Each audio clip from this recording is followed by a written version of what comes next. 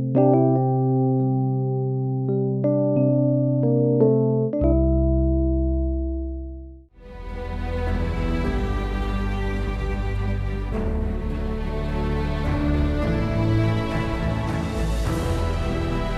different bubble of reality is true. A galactic historian is a person that looks at all the lines of dramatic karma. Nudge, nudge, it's the holy grail. Improvise. Mysterious. It's counter psychic intelligence. Why is DNA farming of this star cluster so important? Because we do manifest our reality. We do create our reality.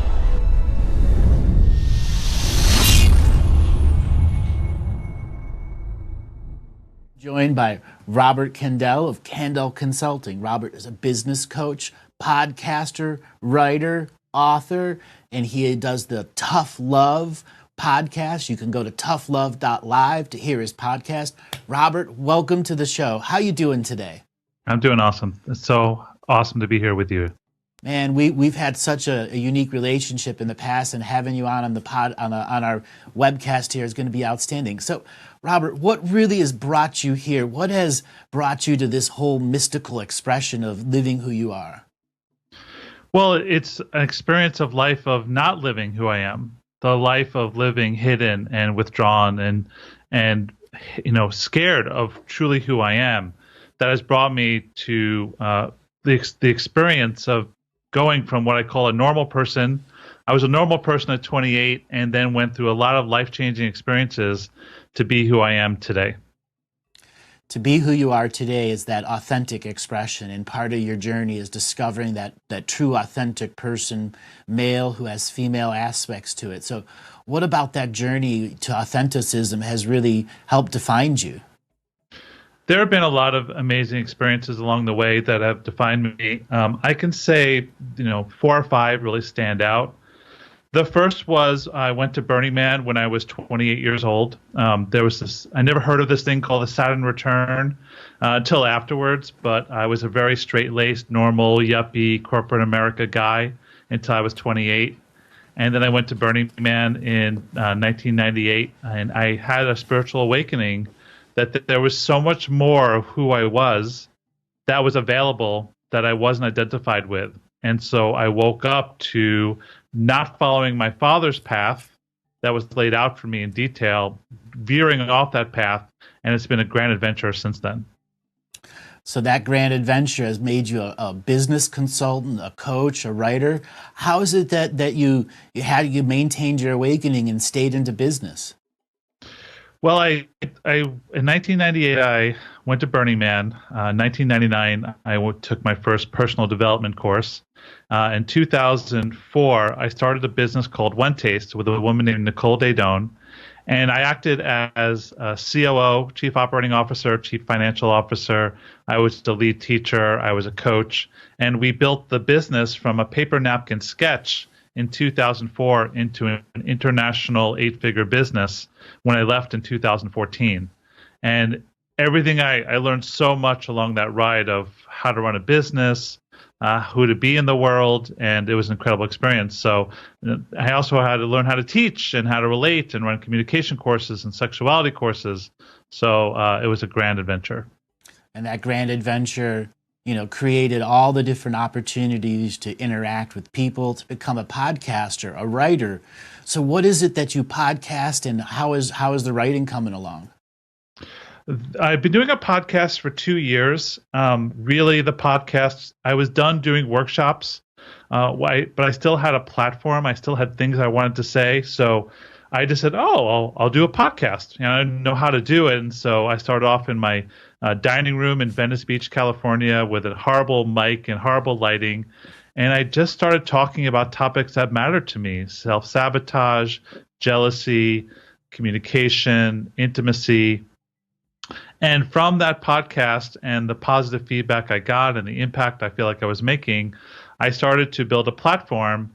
And then, urgings of my fiance, the beautiful Morgan, really said to myself, okay, it's time to write a book. And so starting this year, I've been writing a book called unHIDDEN. It's a book for men and those confused by them. And it's really a guidebook of how lost men feel today in the 21st century, and how confusing it is to be a man, and how hard it is to relate to a man because they're confused, and hopefully give people some reality, some skills, so we can have better, more deeper, more honest relationships. That's well put. You know, men are lost in this world. And one of the things we were saying before we went on is one of the few rites of passage we face is learning how to drive. Mm-hmm. So let's talk about self-sabotage, because so many people experience that. What are some of your perspectives on how it is and how we can deal with it? Self-sabotage is part of our nature. So the first part is just to know that we're actually trained to self-sabotage. It's sort of like when you first learn to drive, to use your analogy, and you're on the freeway for the first time, or highway for the first time, and you've gone from the 30 miles an hour to the 55 to 60 to 70 miles an hour. And we get nervous because we're driving so fast and there's cars all around us. And a lot of us get into fender benders because we're not used to the speed. And we psych ourselves out like, we're going too fast. In our life, in our goals, in our dreams, we do the same thing. We're so used to driving the 30 miles an hour. When things start to speed up, or when we get what we want, we then will pull the ripcord because we're not used to the high speed or the high sensation. And we're very, very skilled at self-sabotaging. Yeah, and then there's the subtle self-sabotages where we create something that we never intended, whether it's through paranoia or just using expectation and not allowing ourselves to authentically experience the growth. Totally. And then we hire other people to help us with our self-sabotage. I don't mean like pay them, like energetically hire people. Mm-hmm. You know, we pull because we're just not comfortable with success. We're very comfortable in today's society with being small, with being beating ourselves up, and we're not used to living at a level of success and gratitude and abundance. You know, we're actually more comfortable with scarcity than we are with abundance. And so once we get abundance, we're like, oh, we're going to crash, or I might as well pull the parachute cord because I'd rather do it myself than have some other force happen. And so we create, we invite, we magnetize people to stop us from growing. Yeah. And some of the tools we use as self-sabotage are shame, blame, guilt, depression, regression, and obsession. Exactly. How does one help understand shame, blame, and guilt as an external projection we take on as men and women, and then what we project back to others? The first thing is awareness and acknowledgement, to do your own self-inventory, because we're like fish swimming in the ocean of shame and blame and guilt and less than. And so especially sexual shame. You know, I've done a lot of personal work around the concept of sexual shame, and we're swimming it. And so the first thing to do is to do that inventory. And if you have trouble doing your own self-inventory, you know, create an ally to help you with your inventory. Maybe that's a coach, a therapist, a men's group, a woman's group, all gender group,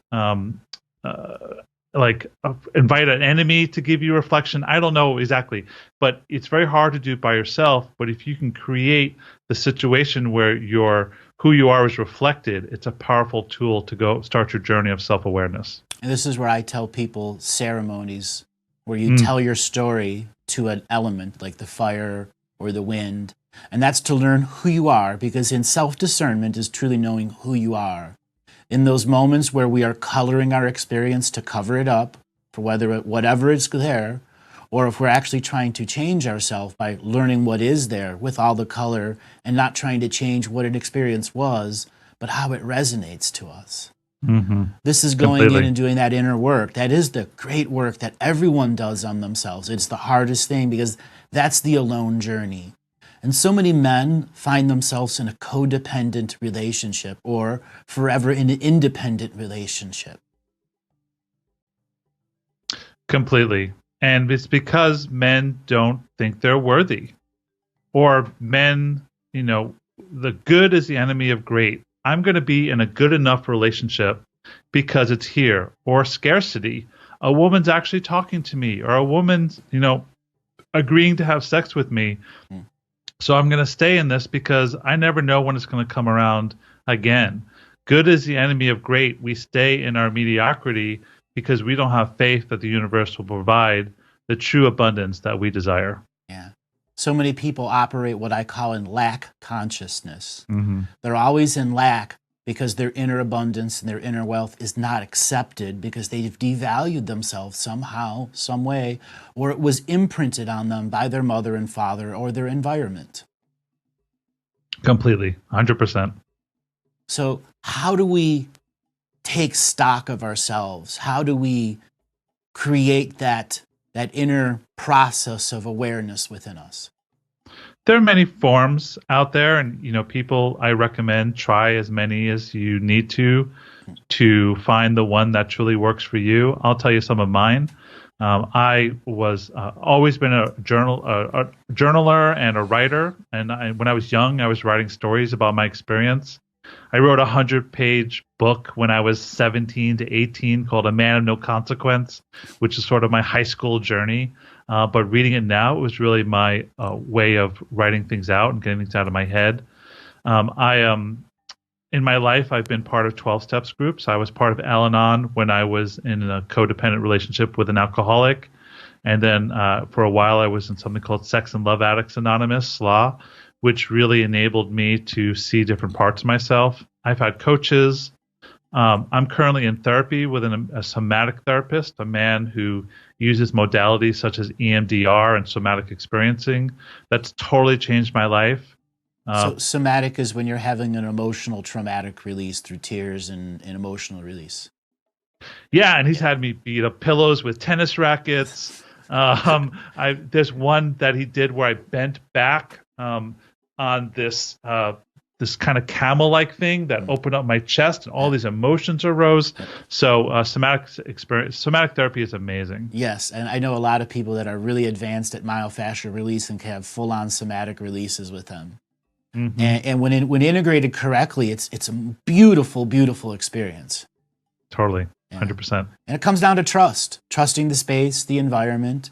This is why I encourage people to make moments sacred, where you're engaging that discipline, that you are in a protected space where you can trust yourself.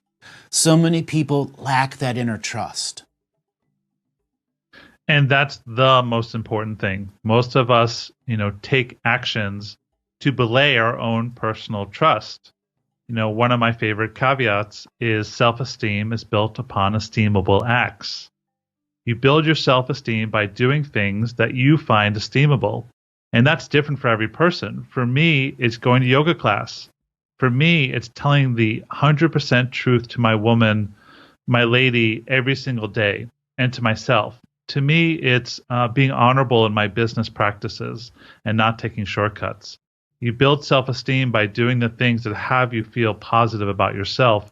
And most of us do not have the discipline or even the awareness that, cheating or emotional cheating or eating that extra donut or all these things is really killing our self-esteem. So self-esteem is one of those things that's gained, earned, learned, and relearned over and over and over again. And it comes down to that discipline and having daily confidence. Mm-hmm. Men have a very different process of accepting daily confidence than women do. In your view as a life coach, what is one of the prime things both men and women can do to build that daily confidence? It's very personal. It's very customizable. I do know some basic things. So mostly, and this, I wanted to speak that I'm speaking generalities, and so I do want to acknowledge that this will not apply to some men and some women. So if I say something, just know I'm speaking in the general terms. Men pride themselves around production, their ability to produce. That could be, a job or a purpose, or they feel good when they're actually in motion. Women tend to pride themselves around attractiveness, about their ability to attract and magnetize. So if you want to build these parts of yourself to feel good about yourself, focus on the parts of your lives where you don't feel productive or where you don't feel attractive, and do the work to cut out the habits that are growth orientated, that you don't feel good about. So if for a man, for myself personally, I know obviously more about being a man since I identify as a man, is, I know going to work and working the amount of hours and producing and coming home feeling exhausted from the day is really good for my self-esteem. Every day I do the work to feel fulfilled and more in my purpose. And finding each purpose each day is the challenge. Some people always are looking for this long-term purpose.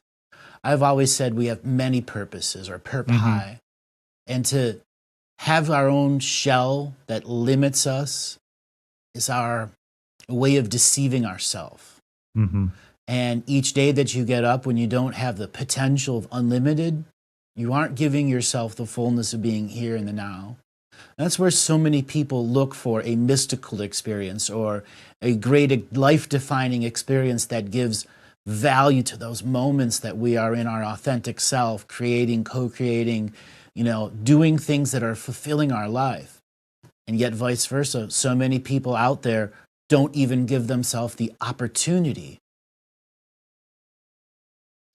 I think it's the balance between the two. I'm compared between you and me, and, I've gotten to know you over the last 4 months, I'm more on the pragmatic scale and you're more on the mystical scale. And so, what the thing I love about our connection and our relationship is I am so grateful for your mystical side because, you've positively impacted my life through your wisdom, through these talks, your time with my fiance Morgan, and I don't have that skill set of mystical. I believe I've added to your life by the practical side, handling what I do for you, but it's the marriage between the two, and to invite elements into your life where you have the balance, not to get mad at the other, but to embrace and welcome and be grateful for it. And that embracing, that's the key where so many people won't allow their full embracing of the energy of creation and co-creation. That's what stops people from having friends. I get a lot of callers who find themselves in a hermit stage. They've limited themselves. And after a while, when you're in that hermit stage, you lose social graces, social experience, social skills. That's something else that is just plaguing our society, the way the internet has taken over the world, Facebook, social media, so on and so forth. It has really hindered those social skills. And this is why we have podcasters, we have people like you and me out there that are trying to create something that people can find and understand. But the mystical has been one of those things that everyone searches for, no matter what religion you are or are not. It is always a second away. Now, you were talking about Burning Man. What was it that sparked you and that experience to just demand more in your life? So Burning Man is a very funny story with several parts. So the first thing is I was 28. I was a yuppie living in San Francisco. I worked in corporate America. I was a very set, following my father's path in the firstborn Jewish male, a path of success and wealth and accumulation. And then I was married at the time to a woman named Carol. Carol was of a different vein, and she was in massage school at that point trying to find her purpose. And at massage school, a friend of hers said, "Hey, do you want to go to Burning Man?" So she came to me and said, "Hey, do you want to go to Burning Man?" And I was like, the only experience of Burning Man I had was, it was for other people, those doulas and massage therapists, those hippies. That's for someone else. And the only thing I knew about Burning Man, this was 98 when it was much smaller, was this book, this picture book I'd seen where people were walking around naked, encrusted in mud. And I was like, oh, that is so not me. I am never going to go. And then when she asked, I really said yes, but for her, like to please her. So, a month later, we're driving to the desert, the fully packed SUV. We drive up after the 6-hour drive. I get out of my car, and then all of a sudden, there was this cool breeze that came off. It was twilight, and it was dusk, and there were drums in the distance. And the words came to me that said, "You're home." The desert welcomed you. Yeah, I was like, "What? No. That was a wrong delivery. That wasn't me." But I listened to it. I'm like, okay, I got curious about that. And for those 4 or 5 days I was there and the first time there, I started to see that there was a different part of myself. There was all this mystery. There was all these other things. And I gave permission for that voice to be heard. And I talked to it and I listened to it. And my whole life was changed from me saying yes to going to Burning Man instead of like, no, we're not going to Burning Man, to, okay, what is this voice and what does it want to tell me and what does it want to teach me? And that voice that is both within you and internally and externally, that is the land, or what I call the ancestral value of each place. That's the first thing on the mystical path. That's to hear your own voice and how it relates to what's around you. Many people have gone to Burning Man or other events or concerts and have felt something very similar to that. That is being welcomed to a place. And you said, I feel home. The desert, the playa in which Burning Man is done on, is just this open, dry, baked desert. Nothing there except some tumbleweeds and some lizards, all dreaming beings, waiting for a bunch of people to assemble in the middle of nowhere and create a community. And community building is one of those things that has sprung up between Burning Man, Lightning in the Bottle, and a whole bunch of other ones that are out there, each having its different way of expanding and exploring, creating communities of like-minded people who share knowledge and education. That's something both you and I have had in our hearts for a long time. What is it that you can say about community building and some of the modern ways that we can work with that? Wow. Well, I've had vast experience with community. Before that Burning Man experience, I was really used to the dynamic of two people living in a box and then producing children to form a family and then having extended family. Then after Burning Man, really dove into the San Francisco culture, which was amazing at that time. Dance parties and raves and groups and men's groups. And I eventually built a community, one in person in San Francisco around One Taste, where we lived communally, first in a warehouse, then in a single room occupancy, 45 room, but then building the bigger community, the international community of all people looking for a transformation around their sexuality.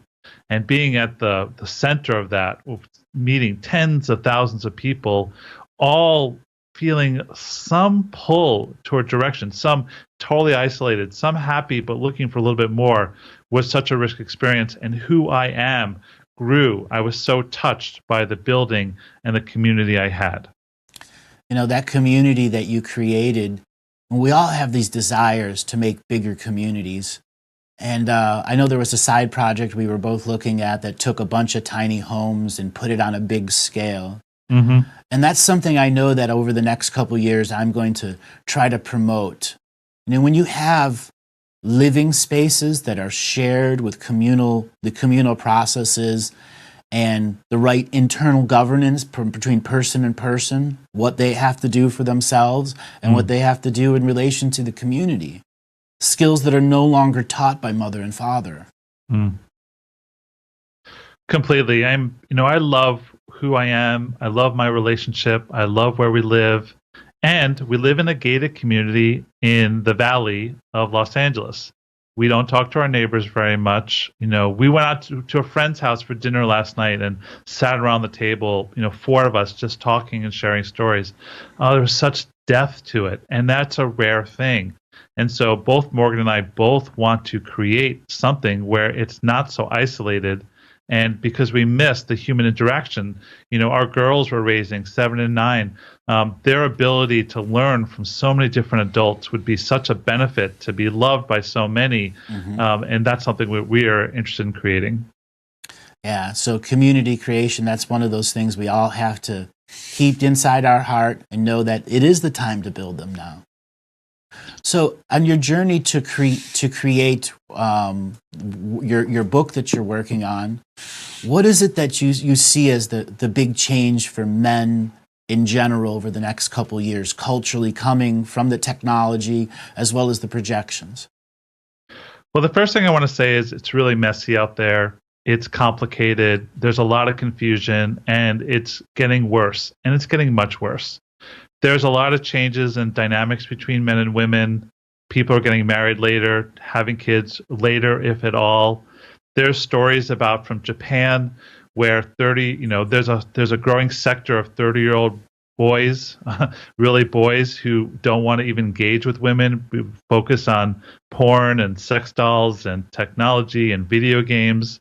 And today's society, it's really hard. Women's pay has increased significantly with the coming of the millennials. More women are being hired than men out of college.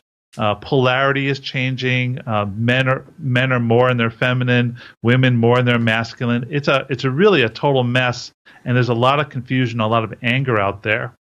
So what I'm hoping to do with my book, one is to give people reality, to show them I see you, I understand, and this is what's happening. And two, to give pragmatic tips to find out who you are, to move past our optimized social media profiles, to come out, to be rewarded, to show yourself, to be more authentic, so then you can build authentic, true relationships rather than the kind of top level, quick to exit relationships that I'm viewing today in society. Yeah, and society is disposable relationships now because people don't, once again, have the social skills.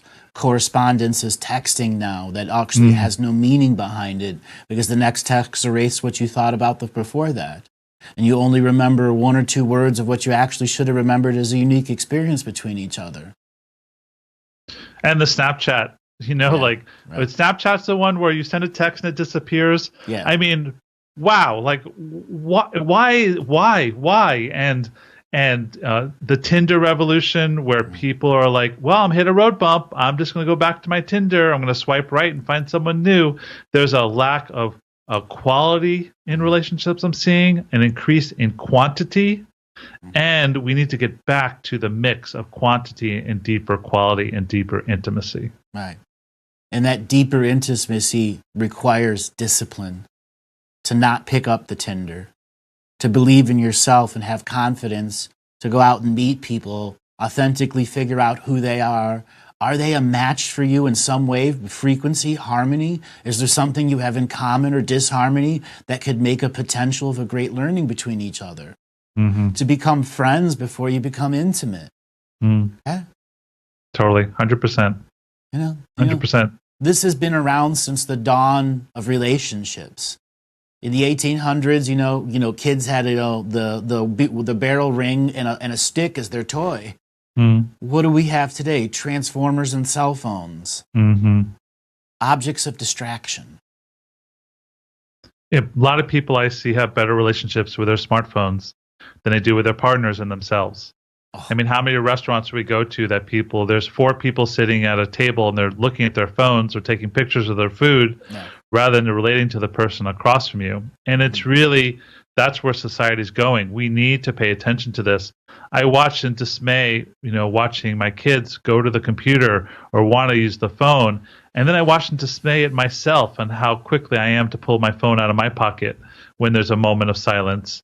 And, creating new rules around myself. When, my lady enters the room, I put the phone down. When the kids want my attention, I step away from the computer so I can have more intimacy with them than I do with my electronic devices. Right. And getting rid of our electronics devices is discipline. Turning them off in our mind. Because you can physically have them on and them not affect you.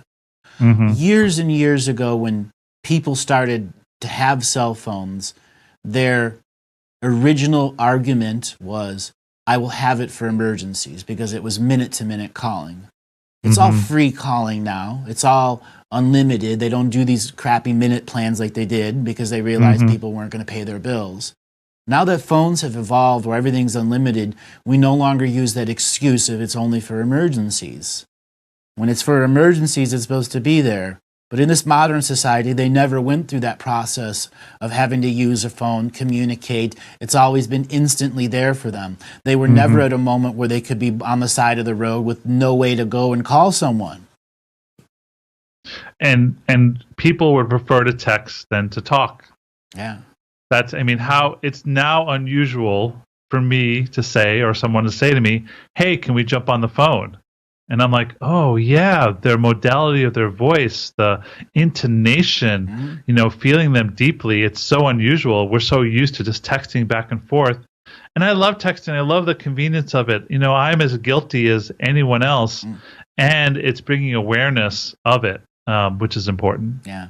And then you have chat room habits where people hide behind the mask of anonymity.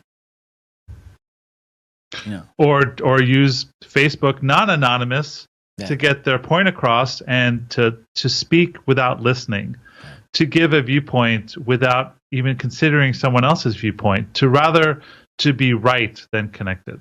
Right. There's the old saying, you won't shout fire in a crowded movie theater, but you'll shout fire inside a Facebook chat room. You will. In a second. Because they don't think about the other implications that it has. Completely and utterly. So let's talk about some of the other things that really affect people today. That's depression, regression, and obsession. So in your view, how do people break obsession? Well, obsession is interesting. I was educated by a woman named Eva Clay around the biological effects of obsession. And what we often do in today's society is we rip ourselves away from our desires. And then there's a biological recoil when you actually rip yourself away from things. So for me, I've been obsessed about things. I've been obsessed about work. I've been obsessed about different women in my life. And what I've learned is to listen to the tender voice of what is driving that obsession. A lot of times it's not even that person or that thing. It's something else. I want to be seen. I want to be known. I want to be loved. And we put ourselves in situations where we don't give ourselves the time to listen to those voices. So the main thing is if you're obsessed about something, to me it's a communication from the world that there's a voice inside of you that's not being listened to. Now, the antithesis of obsession is depression. Mm-hmm. How do you see depression in the way modern psychology deals with it versus some of the natural ways, such as somatic release? What I've been taught is that depression is anger towards inward. You have external anger towards something, and instead of healthy looking at it, using that somatic release to really deal with it, you push it toward yourself. There is an abundance of self-hatred in our society. It's actually a societal norm and a societally approved action to beat yourself up, to self-flagellate yourself. And so to move through depression, deal with it. Like I said, get an ally. Don't live in isolation with your anger and depression. Don't be the hermit that you mentioned.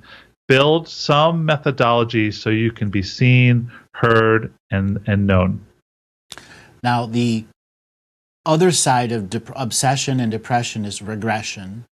And this is where people always fall back to another state of their life, another version of who they were or what they were, because they don't allow full empowerment in themselves. Regression comes in many forms, and everyone does it every day, where they're confronted by a subject matter that shocks them, and they regress back to a point that can deal with the shocked energy. I see so many people that are in the 50 to 70-year-old community range that are shocked by cell phones, shocked by the way the world has changed. And they regress back to the frames of eras where they had power. And this creates great conflict between the generations. I think, that's just an educational, there's two levels to that. One is to be okay. You have to learn to be okay with what is. There's three choices in every circumstance. One is to get in agreement with the situation, get the situation in agreement with you, or lose. Most of us pick the third. We tend to lose. And it's also very hard to get other elements in agreement with you. The simplest thing to do and the quickest way to do is to get in agreement with situation. So if you're having a generational conflict between, relating to a phone or not relating to a phone as an example, the first thing to do is to get an agreement with that's how that generation is. Instead of demanding that they change, just get into agreement. It doesn't mean you have to like it. or be silent. It's just to be like, okay, this is the way it is. And then to co-create the pathway, co-create the container to find some middle ground between where they are and where you are, that you feel you're both winning and connected. That connected and that winning aspect is co-creation, where you're allowing things to organically create and you're not controlling them with your expectations or your ability to precognify what others might do in a moment. 100%. And it's our own expectations. Expectations are very challenging things. I mean, for me, my expectations are what drive me. They're my sense of purpose. They're the roadmap. And they can also be the strongest tool in my tool belt of disconnection. If I have an expectation of how my lady will be and respond, then I'm putting my own story, my own value judgments on top of her. And that's chauvinism. That's dominance. If I can be aware of my expectations, and if my expectations don't meet, to own them, be like, wow, I just realized I had an expectation of A, B, and C. When you showed up at D, I felt loss. And I apologize for having those expectations. And, her response could be like, wow, okay, what drove you to have those expectations? And then it becomes this methodology of deep intimacy. It's not a bad thing, but it can easily run askew. I call that self-illumination, when you are really going in depth, viewing who you are, what's going in and around your life. Be willing to use hindsight so that you can have foresight, so that transformation is something you see in the moment. And that healing becomes a process and not an event in the greater expression of who we are. Just learning to let go of expectations itself gives you an organic experience and can allow some passion into your life. Exactly. Because it clears the slate. It's like a clean blood vessel, with no plaque, so the blood and the heart can pump. It just gives you so much more freedom of life when you clear the pathway, and expectations can be the plaque that blocks the flow. And that blocking of the flow is what so many people just don't get, is daily living. For me, that is the mystical life daily. When you are aware that you have a blockage and you consciously say, I now need to remove it. That's my responsibility to myself. That is doing the most minimal level of getting yourself out of mediocrity every day. Building that stairway out of despair, regression, obsession, shame, blame, or guilt, until such a point you've reached a frequency, a vibration, and a harmonic within yourself that passion is daily fuel. I love that. And just to give kudos to you, sir, I watched the things you've educated Morgan and myself about, and seeing a significant difference in the relationship we have with our daughters, the significant relationship with each other, and just giving ourselves permission. So I'm a fan of your work, sir, and thank you so much for bringing it to the world. Thank you so much.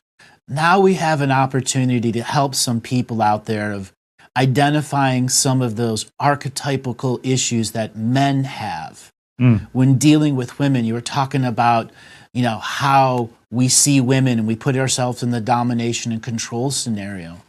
We have the old saying, we started as cavemen, but in actuality, we were much ancient before that caveman. We go through these evolutions and de-evolutions. And we as men are in a de-evolutionary state, where I believe women are in a more evolutionary state right now. How do you see of growing philosophies that help change people? You're a writer, I'm a writer. Without discipline, you would have never gotten to the point where you're at now. So many men lack the discipline to journal. You were saying you've journaled since a young age, chronicled. One of the things that I tell people, if you are not journaling yourself, your experience daily, you are faking this experience. You are not living the mystical life. You cannot keep it all in your head. That is the ego at work. I agree 100%. I thought when you were talking to the fundamental, people often say if you had one tip for a woman, if you had one tip for a man, what would it be? And I thought it'd be a good time to share that. The one tip for a man is to listen. and to listen deeply. And what listening to me is listening without thinking of your response in the middle of another's communication. Hearing the subtle tones, watching the facial gestures. If you're texting, feeling the feelings it evokes inside your body.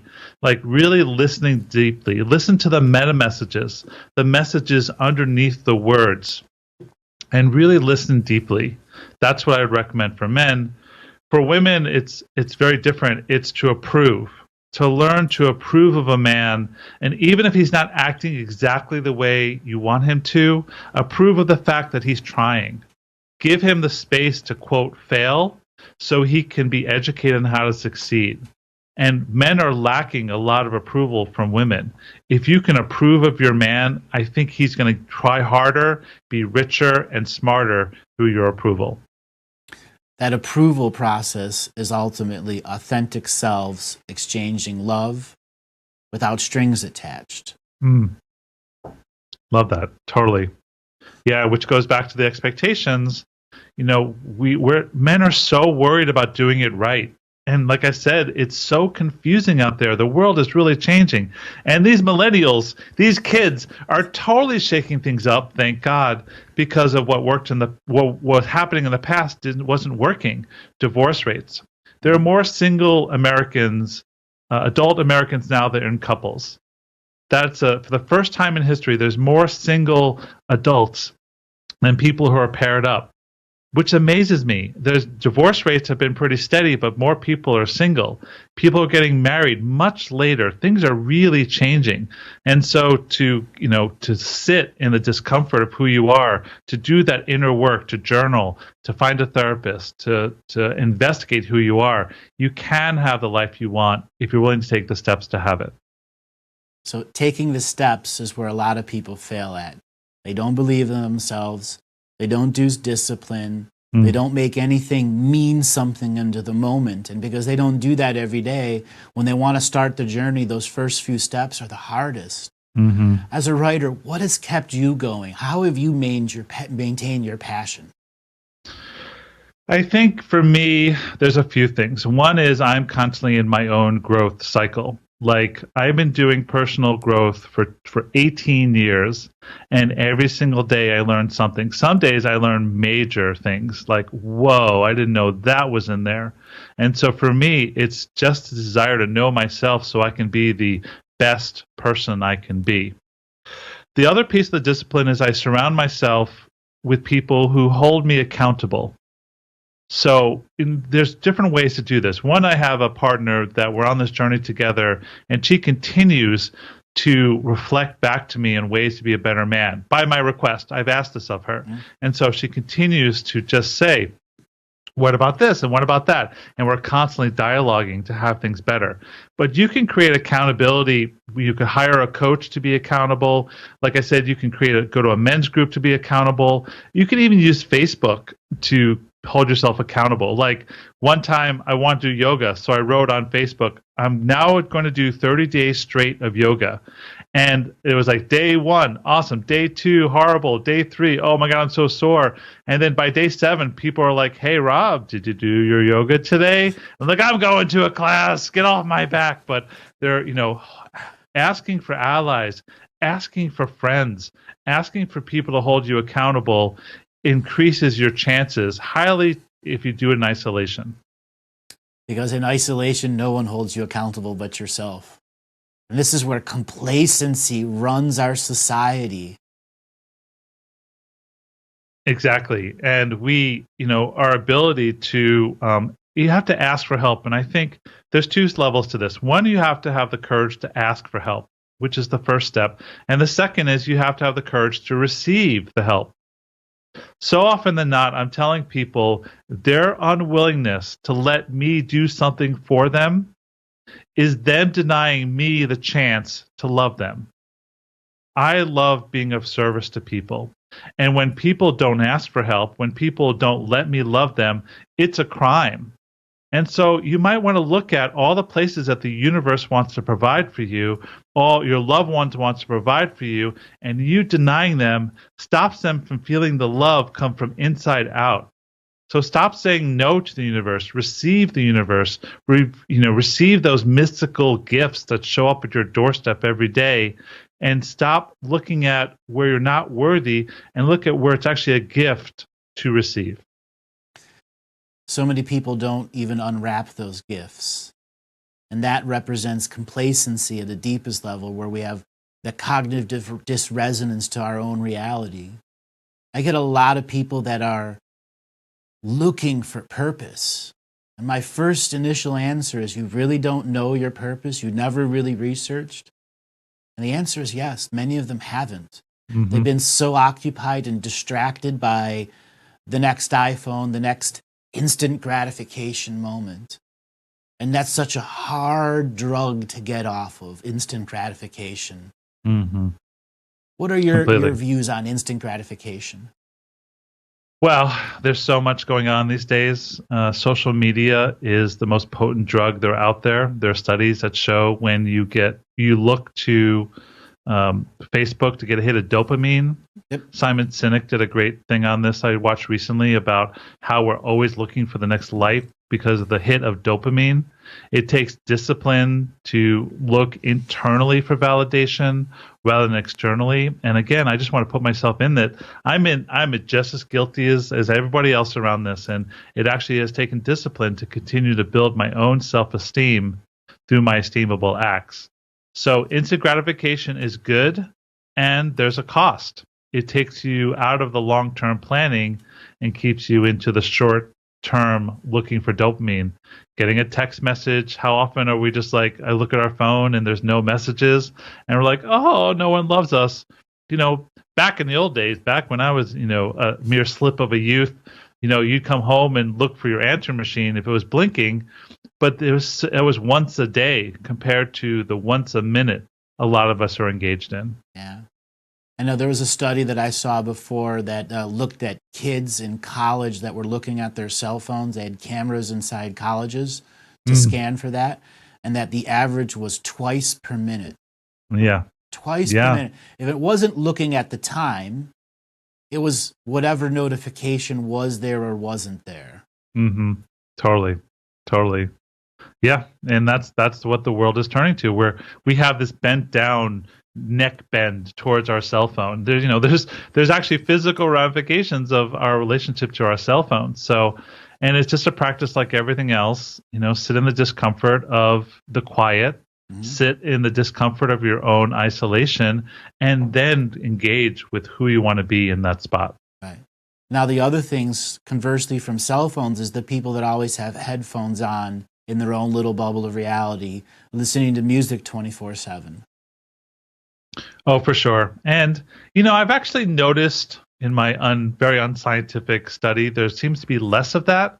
It seemed like when the iPhones first came out, the white ubiquitous cords that were everywhere, I actually have noticed less of that. For me personally, I like listening to audiobooks more than music these days, or, reports. But there's really a beauty of listening to the sounds of the world rather than the sounds of electronica. So those people with the white cords, they went deaf. Oh, is that what happened? Doesn't surprise me. A whole new generation of deaf millennials are coming out from those iPhone 2s and 3s. Oh, yeah. Yeah, I could see that. Okay. They have like 30% hearing loss because they chose to have super high volume for long periods of time with high-pitched music, and they no longer can actually hear the sounds of nature.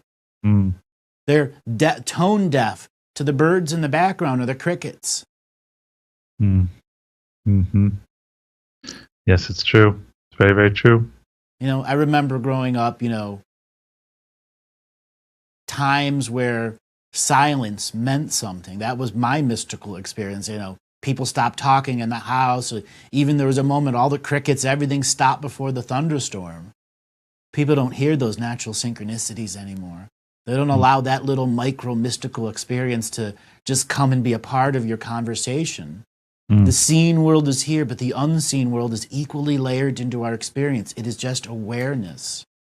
And beginning to train our awareness is our own process. Prayer is one of those things that creates a connection, a friendship to those in the unseen world. What is your view about prayer?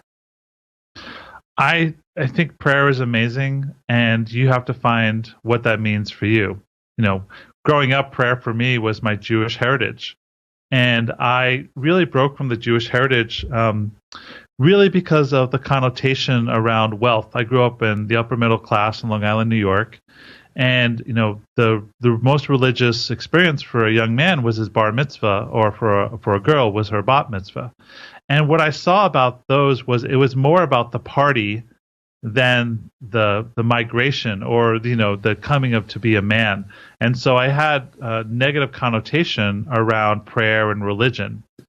Then I realized I was spending a lot of time talking to myself, especially to psych myself up for an experience or to soothe myself. There was actually a lot of self-conversation going on where I was talking to myself, and then I had a feeling, a flavor that there was some greater other being inside of me that I was having a conversation with.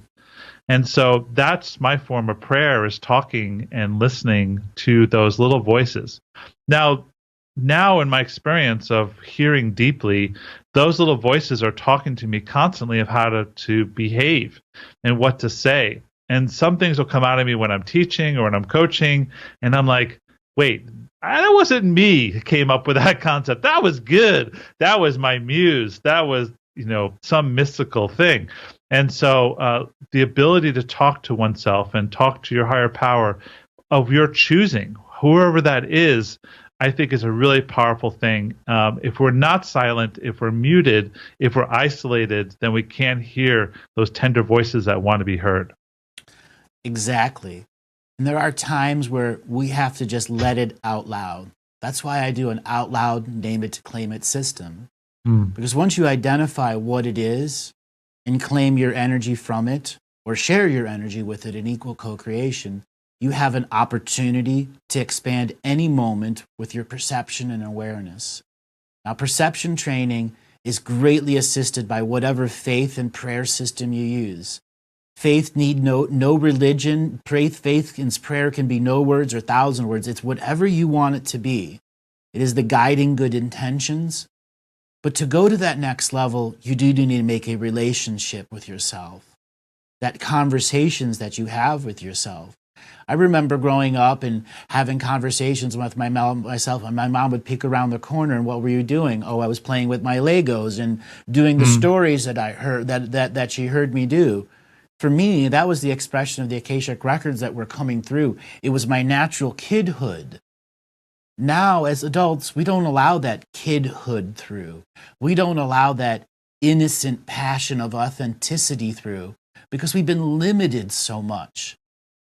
When you are writing or using your voice and having your conversations, you are in that authentic moment where that mystical side of you can give you that next thing that inspires the next wonderful idea. What are some of the mechanisms people can observe within themselves that are self-defeating, lack of self-worth? I think there's a dialogue that you're going to do this wrong. I think we live in a society of disapproval where pretty much we've been taught from day one that we don't do it. We're not doing it right. You're too short. You're too tall. Your hair's too long. Your hair's too short. You're working too hard. You're not working enough. You're fat. You smell bad. And I think that's based on society's, need to sell us stuff. We live in a commerce-based society. Your ability to push aside those negative thoughts, those self-defeating thoughts, those limiting thoughts, that's the first step. And for that, you need to find your rightness. You need to find that you are right as a human being. You are right as who you are is beautiful. And you're perfect. You're a perfect expression of who you are. And perfection does include the propensity for change and evolution. But you're perfect who you are. And if you can just go, shh, I don't need you negative thoughts. Shh, I don't need you self-limiting thoughts. And go in. Then the voices of your expansion can be heard. And you can have a bigger impact in the world. Yeah. Being able to shh one of those voices is vitally important. That's claiming the power of the moment to be potently present. And when we have the power to shh a voice, we have that power to expand and allow passion and creativity in. Now, I experience a lot of people who I have what I call wet wood syndrome. Their passion spark is smoldering, but their wood is wet. And they really have to create a lot of energy to get forward motion going in their lives. You know, as a business coach and a life coach, what is one of those things that can help engage people's passion to burn hotter? Well, the first thing is people feel overwhelmed by their desire, and they tend to look at things in very big pictures. You know, I want to lose 20 pounds. I want to double my business size. I want to have a loving marriage and have kids. We look at things as very big end goal, and then it's sort of like it's so daunting that we just say, oh, I'm never going to get it anyway. Why bother? There's a lot of why bother going on in society today.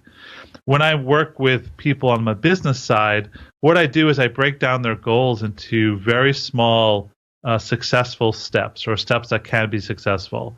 So, you know, if you want to increase your revenue, double your revenue, the first thing I'll do is I'll say, okay, what are you selling? What are your products? You know, how much energy are you putting to produce how much products? Can you leverage that? Can you, and we break things down into small manageable steps where it's like one step to the result. We break it down to 100 steps, and then we create a timeline that's doable. It's sort of like one of those yoga poses where your leg is burning and you're shaking, but you're not ripping anything. I put people in those poses so they feel themselves expanding. It's hard, but it's not impossible, and certainly not detrimental. So if you want to get to a goal, the first thing to do is to break it down into milestones. An interesting thing I learned is that the brain doesn't know the difference between a small win, like taking out the garbage, and a big win, like winning the Nobel Peace Prize. From a biological response, it's the same biology of a small win. Success begets more success. If you can break down your big project into little steps and just take one step and then the next step and the next step, and then, like I said, have an accountability coach or a friend or a Facebook to keep you on the path, that's how people can migrate from where they are to where they want to get to. Accountability, accountability, accountability. That is such a chief experience that people are not taught at a young age. Raising children to teach them accountability is tough, especially in this modern society. What do you have for parents out there that are trying to teach accountability to children?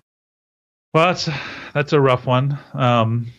The first thing is Morgan introduced me to something called hand-in-hand parenting, which is something that has affected my entire life.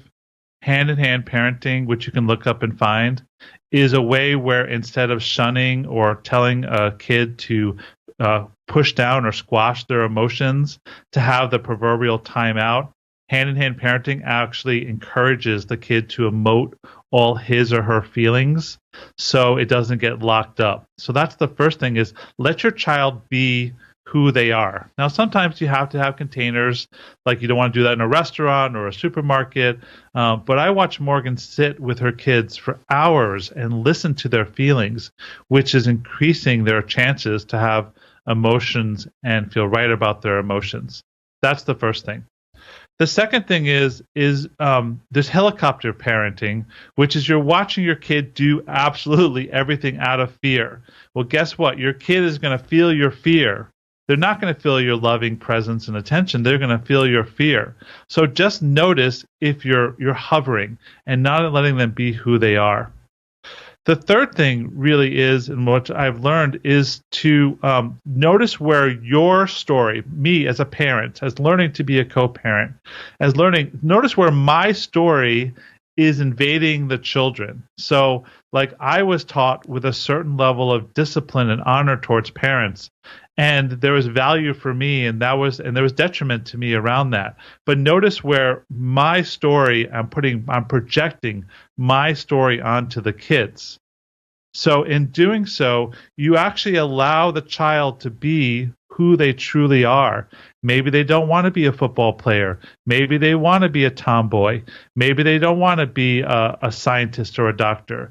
Give them permission to be who they are. When you give a kid permission to who they are while still advising them on the path, then you actually can have a healthy, clean relationship, and your desire for them to succeed, they'll receive it much easier.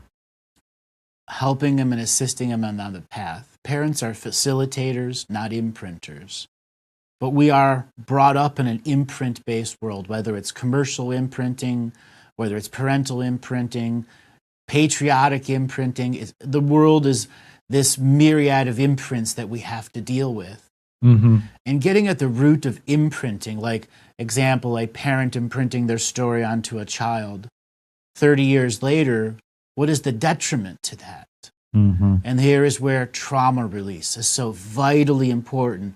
It is the body that stores the trauma of the imprint that never allowed the child to explore who they were.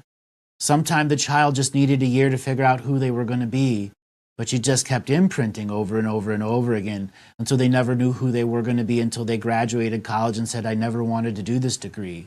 We see this over and over, people leading unfulfilled lives and then trying to change it 20, 30, 40, 50 years later. And they believe that the job is unsurmountable. They can never do it because they don't value themselves in that moment. They haven't made enough moments sacred. They haven't had enough personal conversations with themselves to engage that passion at the next level, to say, I truly want to change who I am. And it starts in this moment of now by flipping the frequency of what is shame, what is blame, what is guilt, and whatever subcategory of those that are affecting you. Flipping this frequency to positive, passionate, potent presence within yourself who's ready to go forward and make changes in their lives and other lives. Robert, you've chose to be a people changer, one at the level of having the podcast. What is your suggestion for those out there that want to have their podcast? What's the type of message you'd like to impart to those? Well, the first thing is I love podcasting, and I've fallen deeply, deeply in love with it. I actually went to a podcast conference about a month ago, and I was just amazed by the there was no one demographic. There was such a range of different types of people all speaking their voices. I mean, podcasts are amazing because you can put your voice out there in the world relatively easy today in terms of technology to do. And I think it's important. So I do my podcast not for the numbers, not for the results, not for the clients. Those have come. I do it because I have something inside of me that needs to be said. There's a part of me that doesn't feel complete unless I'm speaking my message to create a positive impact for people. The second thing is I actually did a podcast on how to do a podcast. So if you go to my website, there's actually the emotional side and the technical side. So if you want to do a podcast, that resource is there for you. And the last thing I'll say is what you have to say is important, like really, really important. And you never know who is suffering from them believing they're the only person with their reality. If you come and do a podcast and give them comfort, then this terminal uniqueness, this isolation can be relieved very quickly. I like that word, terminal uniqueness. Terminal uniqueness. Yeah, we all think, I'm the only person that has this. No. Nope. Terminal uniqueness. I love getting those conjunctions of words that really stop people and make them think. It is where we as podcasters and word crafters and writers can really make you think. I put together some of my own, tongue twisters of potent presence, and all that other stuff. But when you're at that high level of creativity, you will come up with a phrase that can go viral. In my expression in 2013, I went from having a small radio show to it being gigantic, being hundreds of thousands of downloads daily over multiple networks, and then having to start a business out of it. That was my creation. I was one show away from that. Each person that goes out there has to see themselves. You're always one conversation away from actually going viral and engaging people on a different level. When you allow that authentic you out in the microphone, engaging people authentically with yourself because they're coming there for you. Why? Because they can't do it themselves. They're looking for motivation, inspiration, something to fill that void. They are a hermit, but they hear our voices. And for those that are hermits out there, it's okay. Start the forgiving process. Start that passionate, engaging process. Begin to chant, to chronicle who you are and hold something accountable in yourself. Get out once a day. Drive someplace new. Go someplace and talk to someone. Do something other than engaging people through the anonymity of the internet. 100%. Just do something different. And, bluntly, this is a little tough love. Stop whining. Yeah. People, just stop whining. Whining doesn't get you anywhere. Self-flagellation doesn't get you anywhere. Complaining doesn't get you anywhere. Complaining sometimes reinforces the negative belief you have about yourself. Don't gossip. If you have charge with someone, confront them, or ask if they want to have a conversation. Part of the stasis is our own self-belief that we can't have the life we want, and we use whining as a very legal way to stay in our own pool of garbage, our own pool of bullshit. So take the steps. If you're unhappy with your life, take one small step towards a life you want to lead. Outstanding. I like calling this arguing for your limitations. And people have PhDs, doctorals in arguing for their limitations. You can say, why haven't you done this? And there's a litany of things preordained to say why you can't do that. Okay? So for all those hermits out there, why haven't you gone and made a friend today? And what's your response to that? Probably 30 pages. My advice is write all of those arguing for limitations down. Truly put yourself in a triggered scenario and so that your preordained arguments come forward. What was part of you having to challenge those arguing for limitations so you could get out there and be public? Well, I had a very interesting piece of the puzzle. So I started this journey when I was 28. I met this very powerful woman named Nicole. We created One Taste together, and she was the front person, and I was the man behind the curtain. I was the doer, the guy behind the woman. And she called herself founder, not co-founder, founder. And I put up with that. I put up with that. And then, I got out of One Taste, and 6 months later, I felt bored, and I created a business in Los Angeles called LA Mother that ultimately failed. And I created the same scenario with a woman in front of me, and I was the guy behind the woman because that's where I felt comfortable. And then that business went total disaster, basically.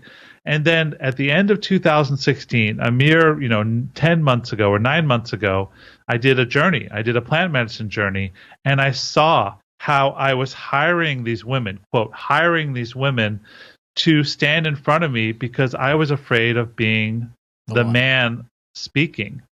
And so my podcast numbers were like very low, like 400 a month, 500 a month. And all of a sudden, when I had this realization that I was hiding from the world, and it was time for me to stand up and say, my name is Rob Kandell. I have something important to say. I'm going to be a writer. I'm going to put this book together. That's where I decided to do the book. My whole world shifted. My business expanded. My numbers are now 8,000 downloads a month, from 500 at the end of 2016 to 8,000, which is not a huge number compared to some podcasters, but it's big for me.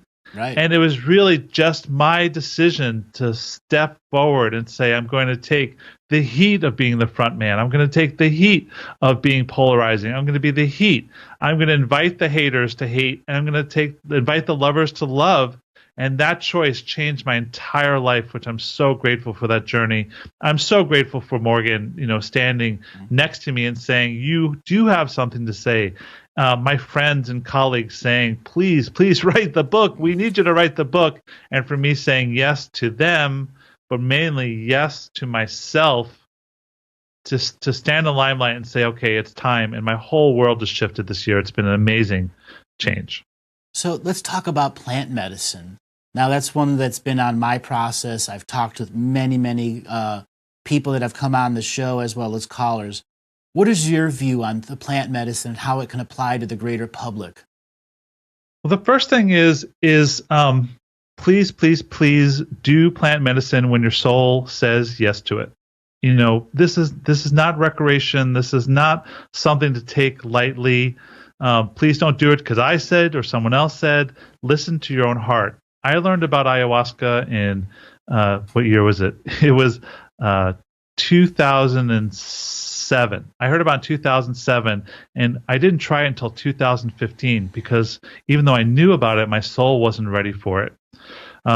My relationship to it, I've been journeying with practice shamans for 2 years, has been life-changing. It is an amazing experience to bring different parts of myself out. I've had really profound experiences. I walk in with an intention, and the intention gets founded. My shamans have been amazing in supporting me. My journeys with Morgan have brought us deeper and closer to be in journey space. I've revealed some really shameful parts of myself on journeys. My relationship to porn, my 46-year relationship to porn, I never talked to anyone about until Morgan. All these things gave me the permission. So I am a huge proponent to do it wisely. Be careful to if you might to use an escape, avoid that. The process of journeying can be addicting, mentally addicting, if not physically addicting. Please be careful. And if done consciously, if done mindfully, if done with a shaman who knows what they're doing, it can be totally life-changing. And I agree, totally life-changing. But it must be something that you hold sacred. And this is one of my fundamental teachings. It's called conscious application of the sacred. When you're dealing with any kind of medicine, even the medicines of the doctors, your conscious application of the sacred should be in there. Your fullness of your focus, your intent, your potent, your presency, so that you can process what is there. Whether it's prescription or plant medicine, every aspect of something that's going through your alchemical process of awareness, taking medicines in, also means medicines go out. So there are ways to learn about yourself that can engage the higher spirit. So some of those things, ayahuasca, iboga, mushrooms, cannabis, all of those things are there naturally in this world. Cannabis, THC, you naturally produce it in your body. We naturally produce DMT in our bodies. Okay? Those plant medicines that are there are unique frequency-based teachers. And when you become a signature frequency match for that teaching, by consuming that, you go through a purging. An ayahuasca purging is where much of what you never want to see comes up, or the majority of it, or all of it. And in that purging process, you can feel pristine again. A new form of pureness that is the ultimate of love without strings attached, as well as love that's not used as a weapon. I will retract my love because you didn't do what I said. Conditional-based love that has consequences in the future. And in ayahuasca and many medicines, you experience that love without a future consequence potential behind it if you should do something it doesn't agree with. That describes a lot of my experience. It's been an incredible teacher. The purging, the noticing, the awareness. Just so grateful for, all the work that's been done before me by the shamans and how they've totally positively impacted my life. Yeah. They've charted the course to the unseen world. The purging, whatever it comes up, whatever the process is your personal experience. There are those out there that want to share that personal experience. You know that from the journey itself. I had my journey begin at 9 years old at a baseball stadium, and it still goes on with more sub-journeys and journeys within it. As we learn to begin how to be multidimensional, how to be multifunctional, how to not have shells that limit us, or to have egoic tools that make bombastic parts of our personality behind closed doors, but make us meek in front of people. Learning that we are not living in a duality, but we are a singularity of an awake and a dreaming being. We can be lucid at any moment out of choice. Meditation and yoga shows the lucid aspects of high theta to low delta. Anyone can achieve it without the body paralysis that's going on. So in your greater view, how is the yoga, body exercise, and self-motivation going to interact with those that really want to engage the passionate process of being themselves? I think it's paramount, the mind-body connection. For me, my self-esteem is mixed in with my body image and also my health and what I'm eating, the supplements that I take, the the inflammation that we're discovering in my body. It's all part of this process of body awareness. If you don't have a healthy vehicle, whatever that means to you, then it's hard to live your purpose in the world. And for me, it's been a constant stake of finding out what makes me tick and how to be as healthy as possible. Outstanding. Speaking. So what are you going to be speaking about at the event? I'm going to come up with a pragmatic way to live the authentic life. I riffed off your title, Living the Mystical Life. I'm going to do pragmatic ways to live the authentic life. And it's really some specific practices of how to go from this hidden, inauthentic way of hiding behind our social media profiles to being more authentic. And I hope is after my talk and the Q&A and our time together, people will come home with some specific tools how to change the format of their relationships, their romantic and business and personal relationships, so they can live more of an authentic life. Outstanding. So we're going to take our first caller. Let's see, Robert, the other Robert. We have callers. Yes, we do. So next caller, Gregors, are you there? Yes, I am here. Thank you for allowing me to speak. And at start, I want to really thank you, Andrew and Robert, for your amazing conversation. You bring a lot of light to that, and you start some great topics, how to bring back the true powers. I'm struggling a lot with that. I had 1 year ago crazy lightning strike awakening, and my girlfriend commits suicide, and this trigger my DNA in some way.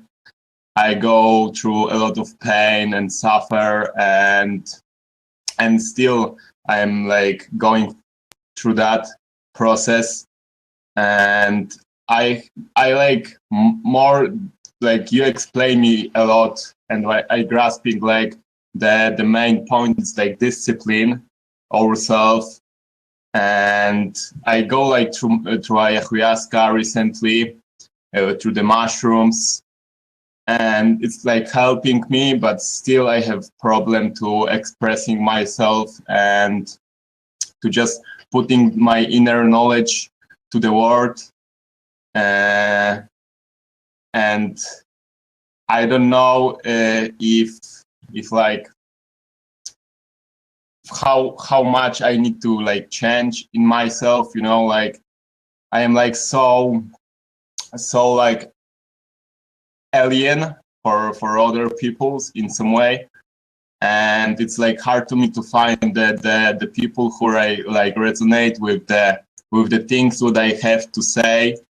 So I locking myself down, and I am even going in the mode I stop speaking in some way, don't want to express myself. And I was through this last year when my awakening started. I had encounter couple times by non-human beings, and I was in Sedona on channeling from Prime Creator. I get back from there. I get the message how to maintain and what I should do with my life and etc. And when I came back, the FBI agents, they stood in front of my home, and they want to asking crazy question who I am and something like that. And for me it was crazy. I couldn't feel any energy from them. And I just say to them it's not your business in some way, but I was so scared.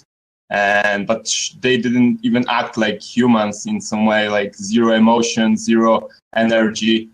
And I know I have hard times in some way. And thank you very much for sharing all this amazing knowledge so I can grasp and learn from you. Thank you very much.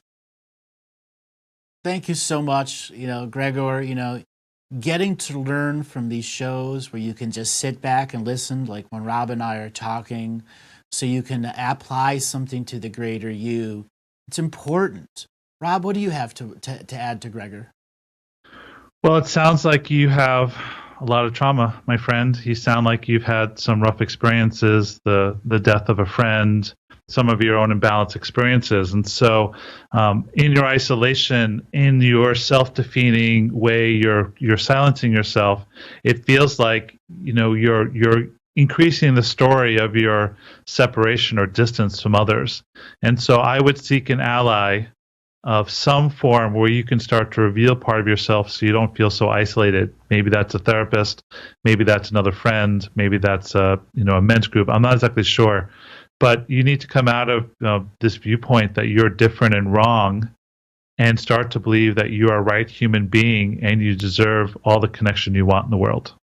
Exactly. Thank you so much, caller. Thank you very much. Okay, we're going to move on to the next caller. Dawn, are you there today? I am. Can you hear me? I can hear you, Dawn. How you doing today? Hear me? Yes. Oh, good. Yes. Okay, great.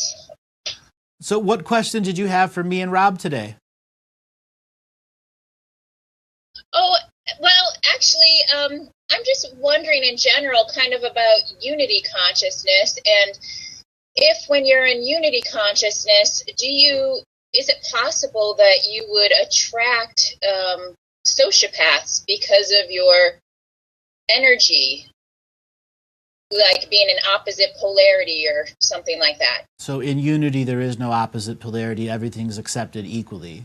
And there's a common misconception about what unity consciousness is and isn't.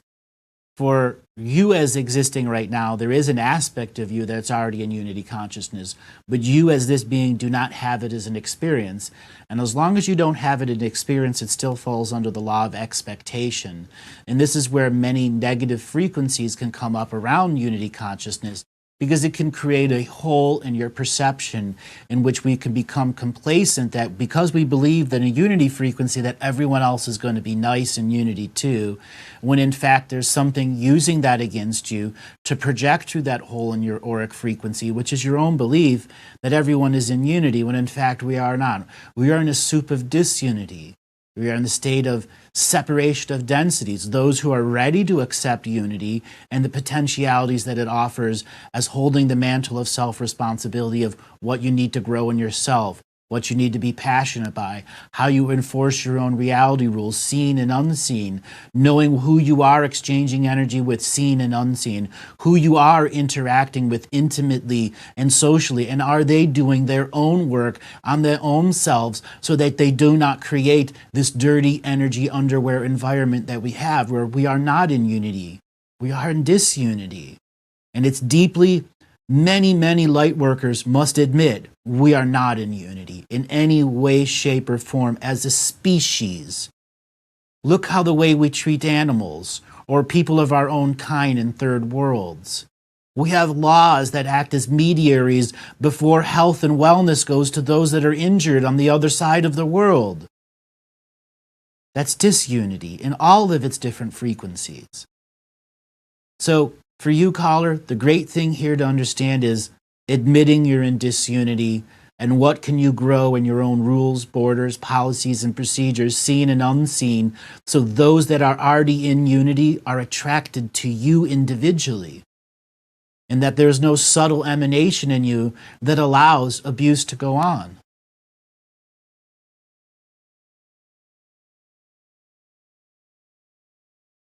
Okay, it'll take a little while to digest all that. Yeah. So, Rob, what did you have to add about the unity frequency and how a lot of people see it as a cultural acceptance? I quite honestly don't know a great deal about this specific terminology, though listening to you, I got a flavor of it. The thing I would say in response to the question is if you fear attracting sociopaths, you'll attract sociopaths. It's what you put out there. It's the energy you put out there. And to have faith and awareness. I'm not saying if you're always going to get what you want, but what you put out there, the universe provides. And if you're willing to look at your motivations and your fears and work through your motivations and fear to find the clearest, crispest desire, I think that's what you're going to magnetize into your world.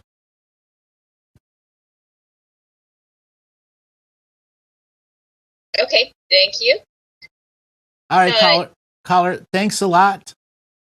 All right, Robert, this has been an outstanding show. So give people your website so they can get a hold of you. Yes, my website is TuffLove.Live. That's TUFF Love.Live. My access to my podcast, my writing, my videos, all can be found at TuffLove.Live. We're going to be keeping the material coming, so everyone get ready as the train is rolling. Thanks a lot, everyone. Thank you, Andrew. Honored being here with you.